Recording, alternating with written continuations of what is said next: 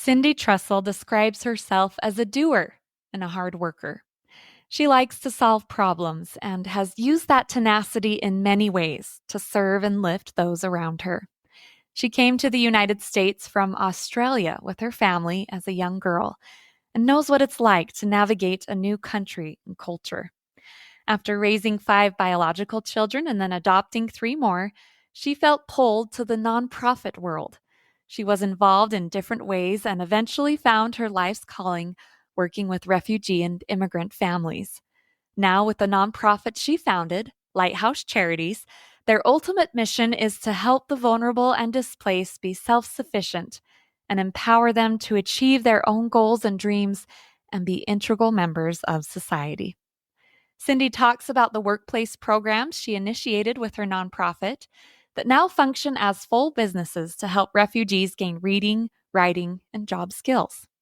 She also shares some tender stories of women who have been displaced by war and, after coming to the U.S., found their way to Lighthouse Charities and were able to gain work and language skills through their programs. As you can imagine, Cindy is an inspiring woman to talk to. You can feel the heart and passion for what she does.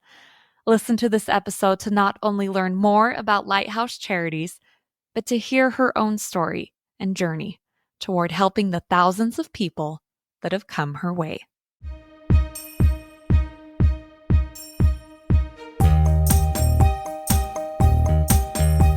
Welcome to the Do Something More podcast, a service-oriented show where we highlight the helpers who inspire us all to do something more. I'm your host, Melissa Draper. Thank you so much for being here.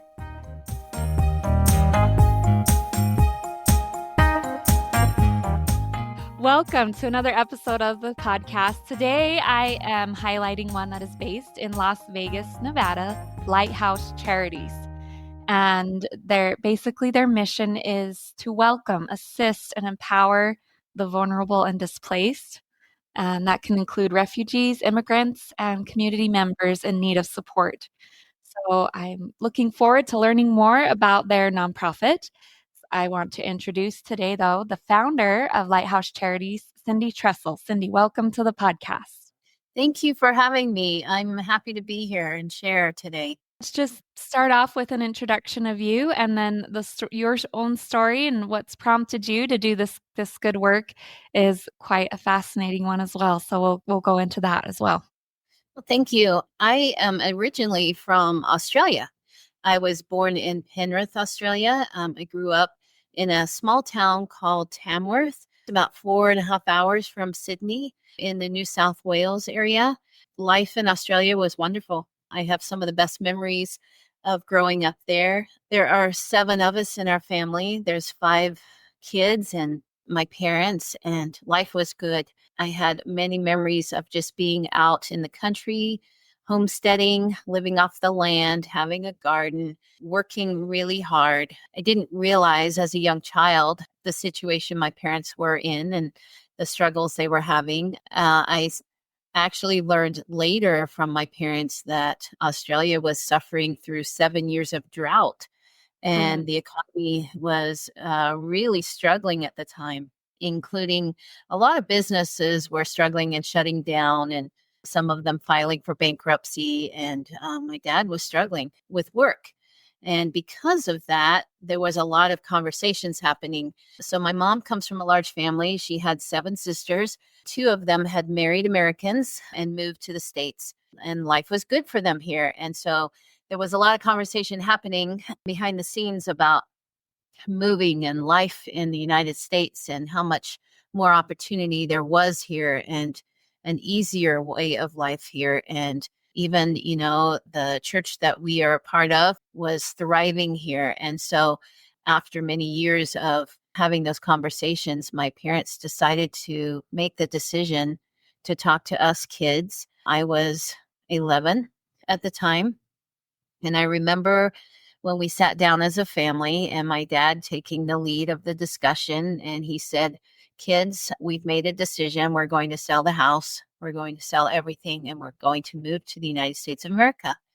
Wow. And, as a young child, all I could think about was, wow, we're going to go on an airplane. I think Mickey Mouse is there. All of these exciting things in the United States that I'd only ever seen on TV. And even then, at that age, I didn't watch much TV. It was just a little bit in the mornings, and so the whole idea of, having an adventure and moving across the country or across the entire world to another country was, really not only scary, but exciting as a young child, and the same with my siblings. And I didn't realize at the time that that was going to be 2.5 years of struggle for us to prepare a family to move. Just watching my mom give up everything that she had collected over the years, all of her keepsakes, all of the things that were precious to her, and even my father. And he had just built a home, their dream house, and we were going to leave it all behind and literally come with a suitcase. Wow. There were 2 trunks that my parents invested in and had shipped, by sea. And that held a lot of like her precious china and some of our baby things and things like that. But other than that, all we brought here were the clothes on our backs. And I shared one suitcase with my sister. And so I might have had enough clothing for 3-4 days. And that was it. I remember arriving in San Francisco in June of 1980, and it was very hot. California, that's the beginning of the summer. And I just remember how hot it was. And I didn't understand also why the kids were out of school for 3 months during the summer. And so I was ready to go to school right as we got here, and I wanted to make friends. But I remember taking that long journey. It was about 6 hours back to my aunt's house, and we slept on her floors for, gosh, almost 3 months. Wow. And then we end up going and staying with my other aunt for another month or two. It was just a really hard struggle. I mean, not so bad for, I guess, a young child. It's like, staying at a friend's house, but the stress became more and more within my own family. And I could tell my parents were really struggling with how to rebuild a life here. I mean, we have nothing. With that being said, it didn't take too much longer after that before my dad was able to obtain a job. Total about 6 months it took from the time that we landed to the time that he was employed. And I remember moving into a very small 1,400 square foot home in Madera, California. And that's where we spent the rest of our years until I became an adult and moved out. Yeah, life was hard. Starting school again was hard. Making friends was hard. I just remember even the limited means that we had. And the first time going to a grocery store, my mom turned to my dad and said, "Dad, we're going to starve." Because even the food was unrecognizable. We didn't know how to eat the food here. Everything was processed. Everything was different. It didn't look familiar. It was a really difficult adjustment. And so growing up, I could say I probably had not more challenges, but different challenges, the kind of challenges that you can't really get your newfound friend to understand maybe how you're feeling. And so a lot of stress growing up in my teenage years on how to find who I am and identify who I am and how to be happy, because that was really tough for me as a kid. I think unless you've gone through that experience, it's almost impossible to realize the real change it is to go from one culture to another and, as you said, completely start over like that. That's right. That's right.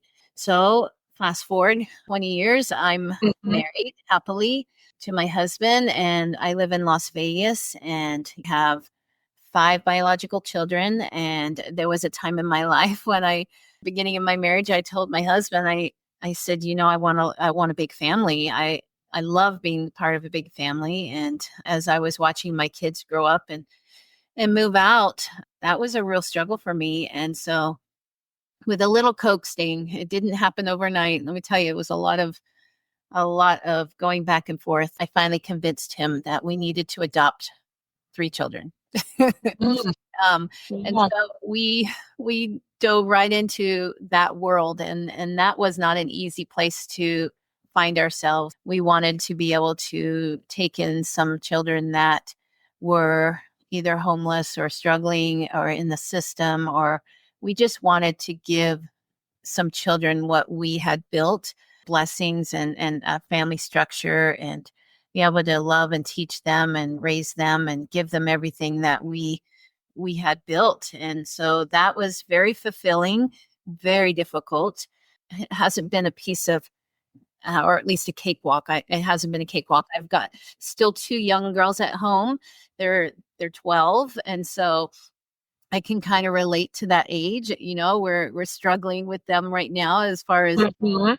women and going into their teenage years, and so experiencing all of those changes. And one thing that I had known my whole life was that I'm a doer. I'm a hard worker, and I love to solve problems. I like to just jump in and do something adventurous and do something different. I'm not a cookie cutter kind of person that just follows a path, and because this is what my mom did or this is what my father did, or I've always paved my own way through things, through life. And when we adopted the kids, I started telling my husband, I says, I feel like there's something else I need to be doing, but I couldn't figure that out. And after making it a matter of prayer, I started getting involved in the community with nonprofits and Mhm. a lot of service. And, I found some groups in North Las Vegas that were actually distributing food, which is what they consider food rescue. They would rescue, damaged goods from the grocery stores, pallets, or ship products from a company that became damaged or something coming close to its date. And they would rescue that and then distribute it to families that needed help. And I just remember the months that I was doing that, I would go home very frustrated, so frustrated that I had made the decision that I needed to learn everything that they were doing and then discover who really needs that food, who really needs those items, because I felt really strongly that the people that were receiving the help through that particular group were not the ones that really needed the help. And I knew that there was families out there that could benefit from a hand up. And so I started to get to work. I started to ask questions and learn as much as I could. And before I knew it, fast forward another 6 months, even 12 months, I was feeding about 3,000 people out of my home, Wow. all over the valley that needed help. And that was a full time job for me. I mean, I was Absolutely. feeding families that were homeless, I was feeding veterans, in fact, I was delivering truckloads of food to the veterans every week. And then I was visiting senior facilities and feeding some of the elderly. And I was delivering to different homes of people that maybe had become unemployed or lost their job or that were suffering through an illness. And I got my children involved. And before I knew it, it was a family event. It was something that we would just do as a family every week. And it became very overwhelming very quick. Great. And so I knew I needed to make some changes. I just didn't know exactly how to do that. And so again, I made it a matter of prayer on how to organize myself and how to make this better. And I happened to be sitting on social media one day and I saw a plea for help. And this was right before the holidays, about this time of the year in 2014. And there was a woman on there that had mentioned that there were children that didn't have clothing, didn't have shoes, didn't have jackets, were going home hungry. And she was trying to gather as many supplies and food and items as she could. And so I called her up and I says, what can I do to help you? Mhm. She says, well, I'm a school counselor at one of the elementary schools here in Las Vegas. And I want to, I want to tell you the kids that are coming to our school are actually from refugee families. They have come here as refugees. Their families have fled war and famine and religious persecution from all over the world. And now they are being resettled here in Las Vegas. And they need our help. And I says, okay, if I had a magic wand, what would be your first wish? And she said, I need a school pantry and a closet built. And I said, okay, done. I had it built within 2 weeks. And Mm. before I knew it, Oh, wow. 3 months later, there were 8 more schools that we built pantries and closets at. And I became so highly involved in the refugee population and those that were coming with nothing. I don't know what it was, but it resonated with me because I knew what it felt like to come from so far away and come to a country that you're not familiar with and come with nothing and, Mhm. need help. But pile on top of that, there is no language. There's a language barrier. There's cultural differences and barriers there on top of that. And then a lot of times there's also a trauma. These Mhm. families have dealt with so much abuse and so much trauma in their life. My heart just broke for them. And the more and more I became familiar with their stories, the more and more I felt propelled to do everything I was doing for them. Opportunity helped you find your focus Yes, to absolutely. realize where your focus would be. Yeah. Yeah. So to date, I couldn't give you a number on how many families I've helped Mm. around our community, but tens of thousands that have come through our doors, been fed, clothed, sheltered, or taught through our programs. And it's very fulfilling. It is my life's work, and there is so much work to do. And I'm continuing to build and to serve more and more are fleeing their countries because of the war. Right. Well, and you've expanded beyond that initial needs of food and clothing to you really have the goal of helping create that self-sufficiency. That's And right. and I've noticed you have a lot of other programs that you do towards that goal. So do you want to just go into a couple of those? And you have some great people I've seen on your Instagram that are involved with those as well. So Yeah. So when I first started helping these families, I really struggled with, I mean, the first thing I did was load up my car and I said, okay, I'm going to go over to this business and I'm going to help you all obtain jobs. And gosh, I did. I got them all employed, helped them build their resumes. I went wow. with them to the interviews and actually asked for if I could sit in and help them. I says, you're not going to be sorry if you hire this individual. I promise you, he is a delight. She is wonderful. They are hardworking and they need this so badly. Would you consider? But what happened was really quickly is within 2 weeks, they all had been fired. And, it was a real downer at the time because I'm like, what is going on? They wanted this so badly. And maybe I had them dressed in the wrong clothing. Maybe it was the language. And it was all of that. It was a much bigger problem, and I needed to be able to figure out a way to solve the challenges that they were facing. And so with that, I started to discover that maybe if I taught them English and how to read and write, that would be the first step. But how do I do that and then also help them feed their families and be self-sufficient without having to take state assistance or government help? And so after some organizing and pondering and communicating with people around me, I decided that I was going to start teaching English. And so I found an old church building that wasn't being used at the time, and I got a bus donated from the regional transportation system, and I was a bus driver for about 6 months, and I would pick them up and take them to class 3 times a week. And Mhm. that changed everything for them because all of a sudden they were learning how to communicate with me, and it was very rewarding, very rewarding. And I remember sitting at night sometimes thinking, someday I'm going to be able to talk to this woman and hear her story and hear her pleas and her dreams and understand and be able to connect with her in a much bigger way. And that was something I dreamed of doing, was connecting with them in a way that they haven't been able to do. And that happened Right. really within the first year of them learning English. And I started to learn their backgrounds, and I just became more and more determined to make this work. To date, we have 5 different workforce programs, the Wow. largest being our linen repurposing program. And this was an idea that came from a friend of mine. And he said his company buys cleaning rags and they buy old t shirts, they buy old linen, and they cut it up and they shove it in a box. And then they sell these boxes 50 pounds. And they told me that they would give me a contract if I could find out how to obtain reject linen. And so I started collecting t-shirts. I went to a couple of hotels. Before I know it, in fact, last week, I just recorded that we made over 45,000 cleaning rags last week in our facility. Oh, And wow. So we are now contracted with Caesars Entertainment. We take about 1 million pounds of their reject linen and we provide repurposed cleaning rags by cutting up this linen.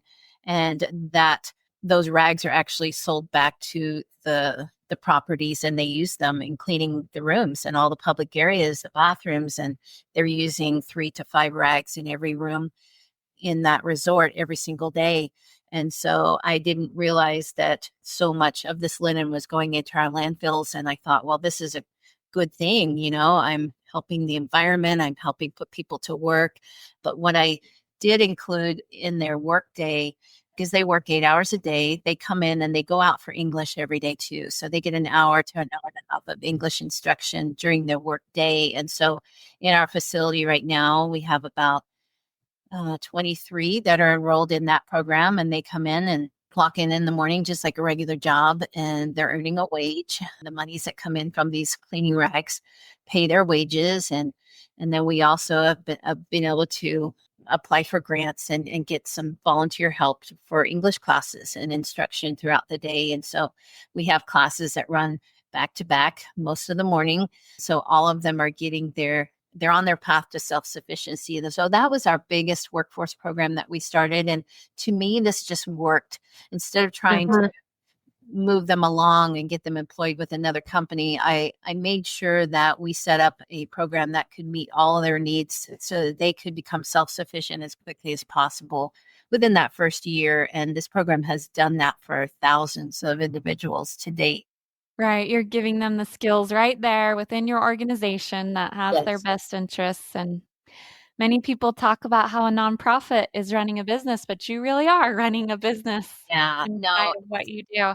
it was absolutely necessary because, even building a resume for somebody that has lived in a country with war conditions, it's near impossible. Mhm. Many of the families that are in our programs right now have spent, between 16 and 27 years in a refugee camp or in some sort of bondage, living in these conditions, and they don't have the necessary things that I could list on a resume to help them become employed here. And so I needed to provide a forgiving work environment so that they could come in and be with us for about a year, learning English, reading, writing, and learning some job skills. And they are doing that by using commercial equipment, working as a team, learning to read and write, learning how to use the time clock, and many, many other things. Well, Cindy, I can definitely see in your story and that you are a problem solver. It just seems that you've come up to these different situations and the ways that you've stuck with it and wanted to find out, okay, where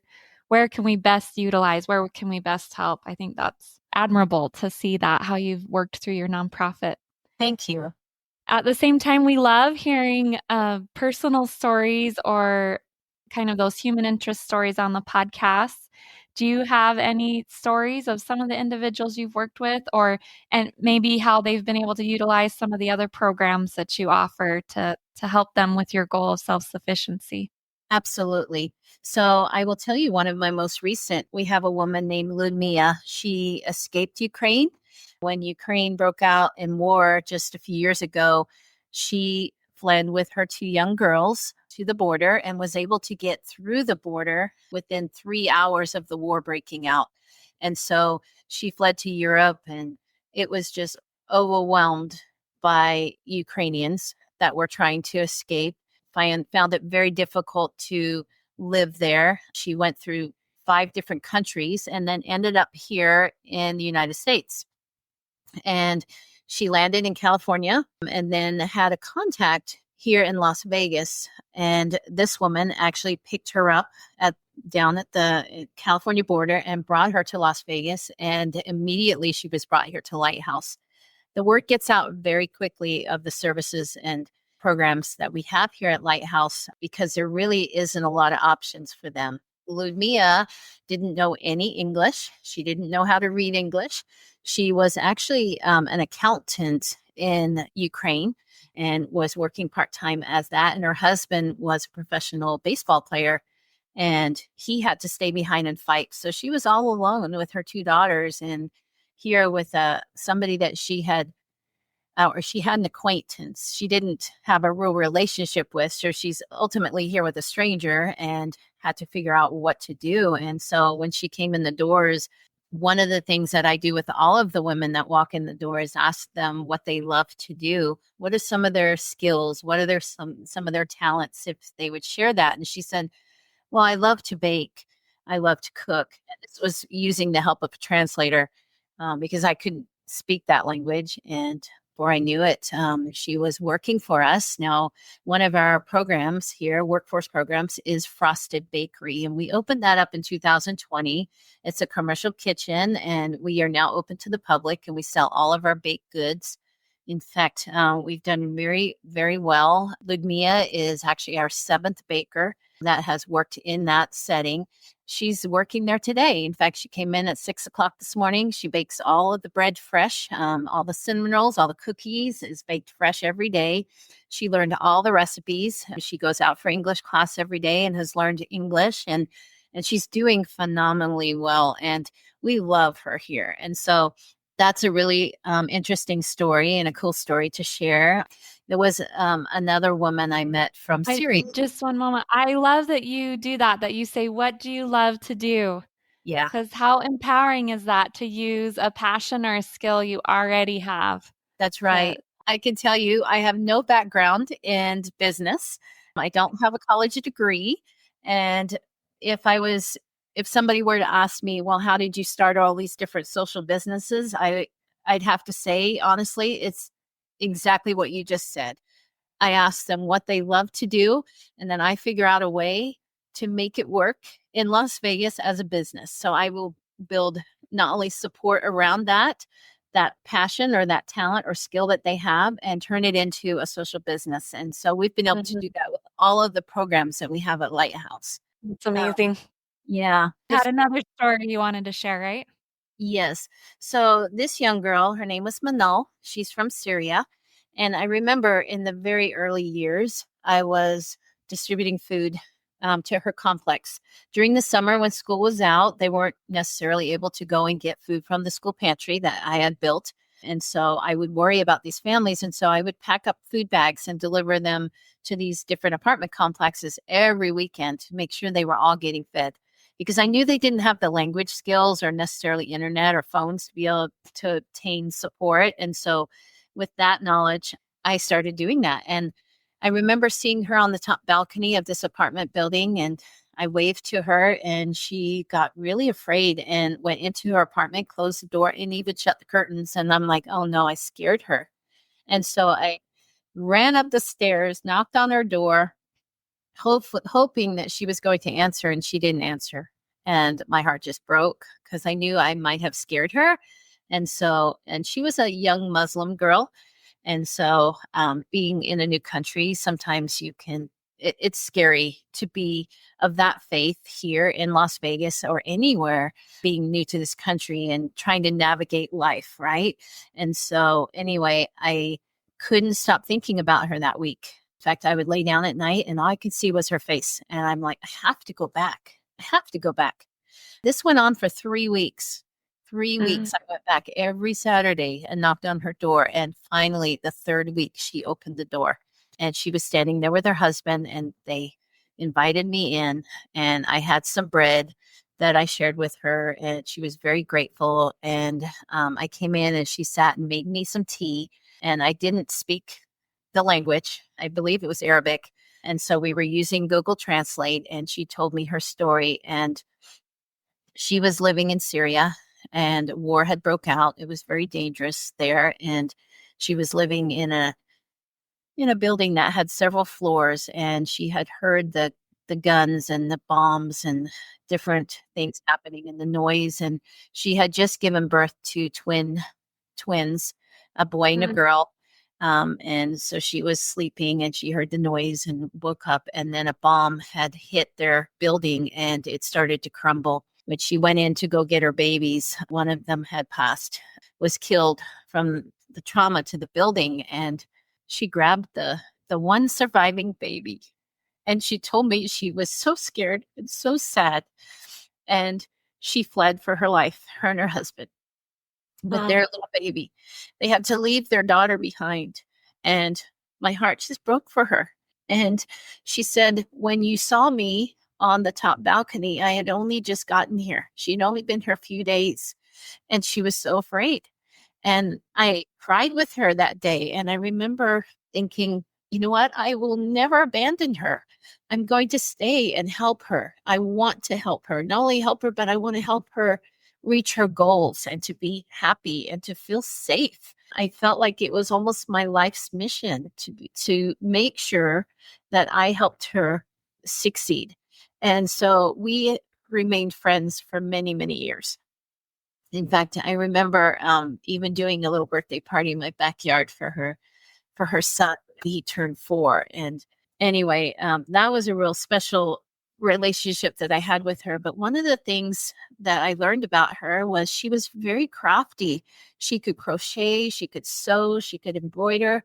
And so I started putting her to work, and I would sell her crafts. In fact, she was just one of the artisans that I had. And to date, we've had over 400 artisans that have worked that particular workforce program, where they Wow. have been able to share their talents and skills with us. And then I sell them online, or I have opened up a little small boutique where we sell them. And it has been extremely rewarding for young moms to be able to help provide for the family and help rebuild their lives here. And so that is just another program that we have at Lighthouse that has helped and blessed the lives of so many families and young women. Wow, Cindy. Well, thank you so much for sharing those stories. It's obvious to see the heart that you have for the good that you're doing, and I love hearing how these workforce programs are help empowering so many.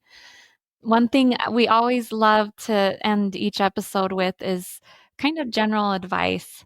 And so you called yourself a doer. I think there are a lot of doers that listen to this podcast that want to make a difference or want to help. So, and we have listeners from all over.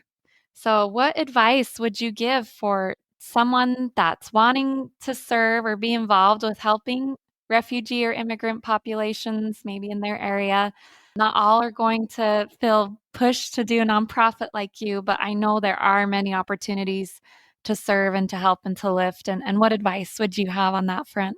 So one of the things that I experienced in the beginning was a lot of fear and doubt. And there were moments where I had to actually take a deep breath and go, okay, there is a solution to this. I just need to think about it and study it and try to understand what options I do have. I didn't focus on the roadblocks necessarily. I focused on the pathways that I could move forward and propel myself forward. And that's really evident in the programs that we have here and that we offer at Lighthouse.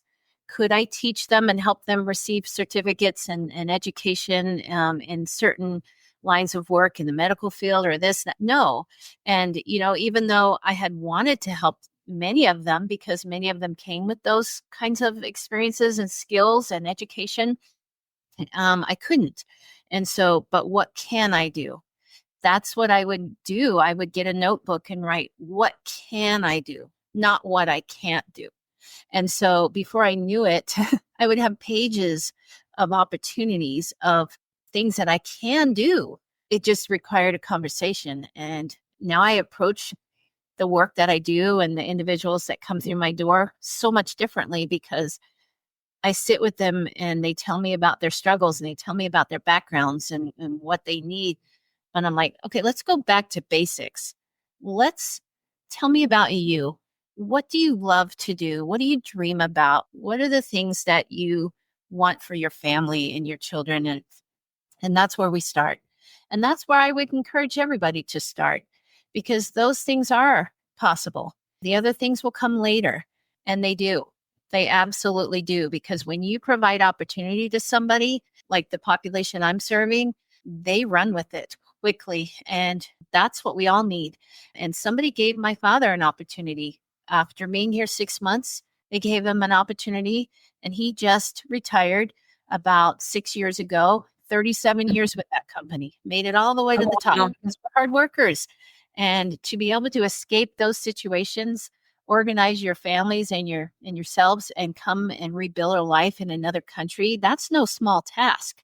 And to have that kind of strength and fortitude and just be driven, gosh, all of these families need is just an opportunity. So give them that. That is such great advice. And I think for any of us, and obviously you've used that with the people you serve, is quit focusing on the roadblocks Yeah. and look for what you can do. And that's so inspiring. Cindy, do you want to just finish off by letting everyone know where they can find you if they're interested in learning more about what you do or donating or getting involved? Yes, so we do have a wonderful website. It's lighthousecharities.net. Please look us up. You can read all about us and our programs. We have many other programs that I didn't have an opportunity to share today because of time. I'd Uh-huh. love to check us out. Follow us on Instagram, Facebook, even LinkedIn. My name is Cindy Trussel. Please reach out to me. I love to talk to people. I love to meet people. I love to share my ideas and hear of many other people's ideas, because what we're doing is really, really special. And, my background is I'm a doer and I'm a hard worker. I don't have a college degree to run a nonprofit but I did it and I am doing it. And I think the things that I bring to the table are love and values. And I think that's the most important. Yep. And I think it is the doers like you that are doing much of the good in our society. So thank you so much, Cindy. This has been a beautiful conversation. Thank you so much. Also, grateful to be here. That concludes my interview with Cindy Trussel, the founder of Lighthouse Charities. And man, after talking with her and re listening to that interview, she describes herself as a doer, but she made me want to be more of a doer. I've thought of myself as a doer sometimes, but I want to be more of a doer after listening and hearing her words. And I can just tell that she must be so encouraging to the people that walk through the doors of their charity and their nonprofit and the individuals, these refugee families and immigrants that she interacts with. Can tell just how inspiring and encouraging she is and wanting to empower and to help all that come her way. I loved hearing her own story. She had quite the journey to where what she's doing now and today. And a lot of those own experiences, I think, obviously helped prepare her for the good work that she is doing now and gave her very unique perspective and a way to be able to really serve and have empathy for those that she is serving as well. And along with her own story, I loved how she shared all the ins and outs of how she got to where she is now. And I think that is such a good reminder, not only for those that are running and doing nonprofits, but for each of us as individuals, that many times we might feel inspired or pulled to do something, but there's lots of different ways for getting that done, or there might be different things that we need to be following or doing. And she shared that journey, shared the journey of adopting her kids and going through that, and then of feeding people and how that felt a little overwhelming to what she does now. And even with those workforce programs, how that was a bit of a journey for her in wanting to help refugees and immigrants get good work in a forgiving environment, as she said. And I loved hearing that whole story, that full circle story, because I think it's so important to remember that oftentimes when we feel called to do work, to do good work, to serve and to help others, it's going to be a journey. There are going to be ups and downs, but ultimately it is worth it because we are, as she said, she wants to now put all of her energy as she hears these stories to helping and to lifting and to really helping the people get self sufficiency that come to their nonprofit Lighthouse Charities. So, a great interview. I really learned so much from her and her experiences. And I want to just remind you that if you want to go learn more about Lighthouse Charities and many of the more programs and things that they do, I will leave links in the show notes to their website and their social media pages. So you can go learn more about them or donate to their cause or even get involved if you're in the Las Vegas area and would like to do that as well. And I just want to give a friendly reminder if you want to show the podcast some love, Please follow us wherever you get your podcasts. Leave a review is always most welcome, or share this episode with a friend. And as always this week, I hope you can find a way to do something more to help, lift, inspire, or make a difference.